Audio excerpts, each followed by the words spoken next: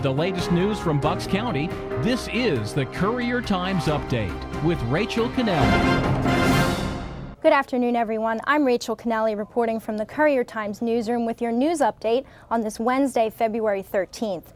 We begin with breaking news. 18 people, including current and former Bensalem School District employees, were arrested today in connection with a multi-million-dollar theft scheme.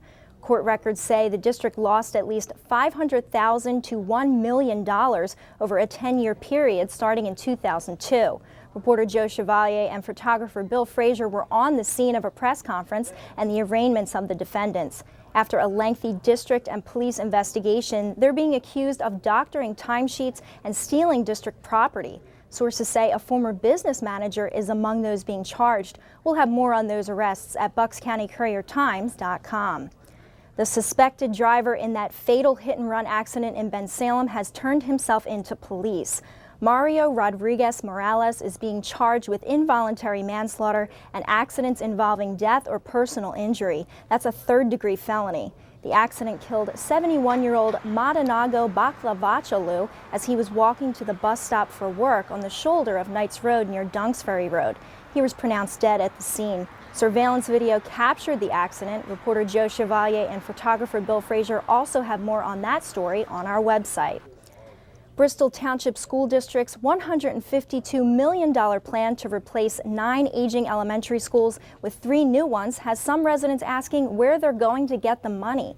Community members are calling for the board to leave the proposal up to voters.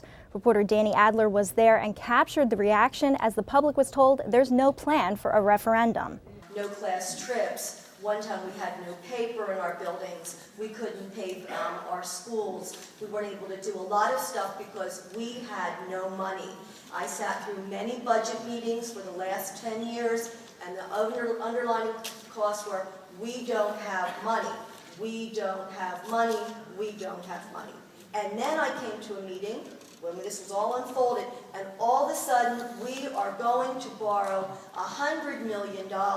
The plan also includes renovating 2 middle schools. The superintendent said students could begin going to new elementary schools as early as September 2015.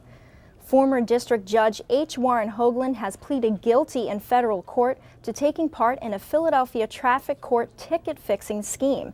The 75-year-old Richborough resident pleaded guilty to 1 count of conspiracy to commit wire fraud and 1 count of mail fraud. The scandal includes 12 defendants alleged to have fixed tickets for family and friends from August 2009 to July 2011. Hogeland is scheduled to be sentenced in May. He could face up to 6 months in prison. You can see the specifics of his case in Matt Coughlin's story online.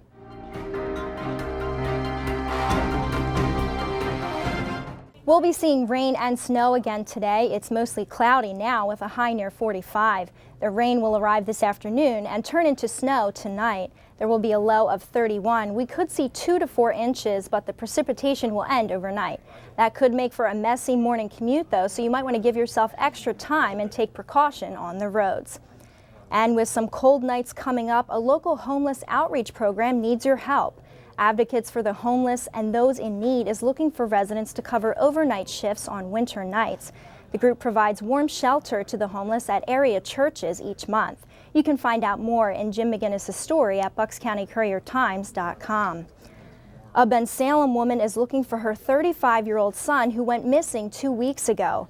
Joe Chevalier reports that Marcian Newman has schizophrenia, but he doesn't have his medications with him. Without it, he could have hallucinations and violent outbursts. He was last seen wearing black pants, a black jacket, and black hat. Anyone with information is urged to call the Bensalem Police Special Victims Unit at 215-633-3719.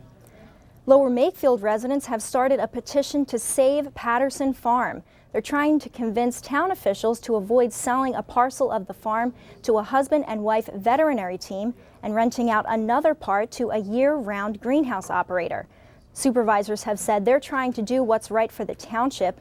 Reporter Joan Hellier has all the details in a story on our website. In high school sports, the seeding meeting for the District 1 class Quadruple A and Triple A boys and girls basketball tournaments is over. First round boys games are Friday while the girls play Saturday.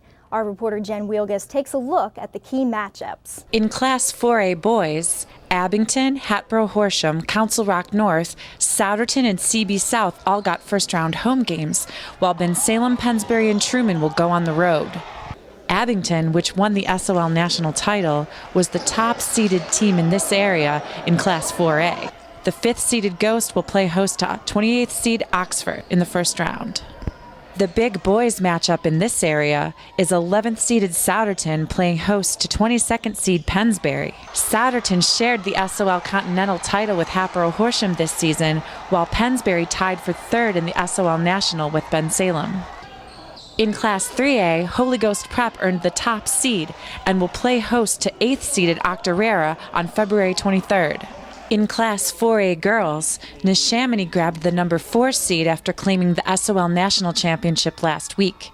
The Redskins are at home against Penwood Saturday, but the games to watch are 19th seed Pennsbury at Abington and 22nd seed CB South at Souderton. That was Jen Wielgus reporting. You can follow the brackets at buckscountycouriertimes.com.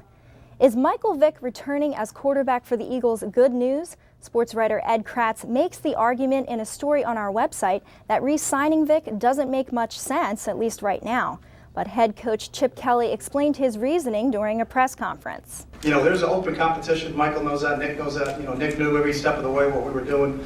I specifically wanted to make sure Nick was included in the plans, and I think both of them are outstanding qualities in terms of being quarterbacks in this league. Both of them have started in this league, so I also know in this league you better have two. So I'm excited about the two of them, but they're both going to compete. And who the starting quarterback is to start the season off is going to be one on the practice field.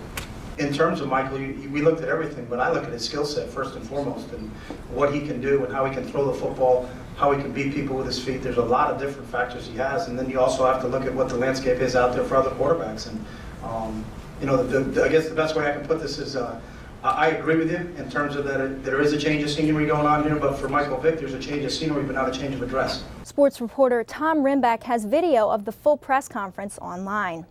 Now here's a look at what we're working on in the newsroom. Bucks County is several years into a massive emergency radio upgrade project, but some towns still haven't signed up. County reporter Jim McGinnis will tell you who they are and what happens if they don't join. Potholes are here, and reporter George Matar will have a story about what to do if you hit one and how to report them to get them filled. And finally, love in the internet age. How postings on Facebook and Twitter create a false sense of romance for teens who might not really know what love is. Who better to talk about that than our very own teen reality writers?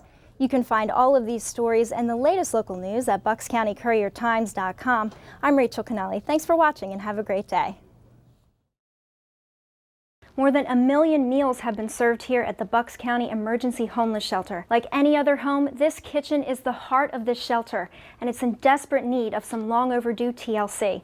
That's why Family Service Association, Comcast, the Courier Times, and Intelligencer newspapers are teaming up in a campaign asking you, Bucks County, to buck up. There will be collection boxes all across the county, so buck up, Bucks County. Let's take care of the heart of this shelter together so they can cook and serve 1 million more meals to those in need.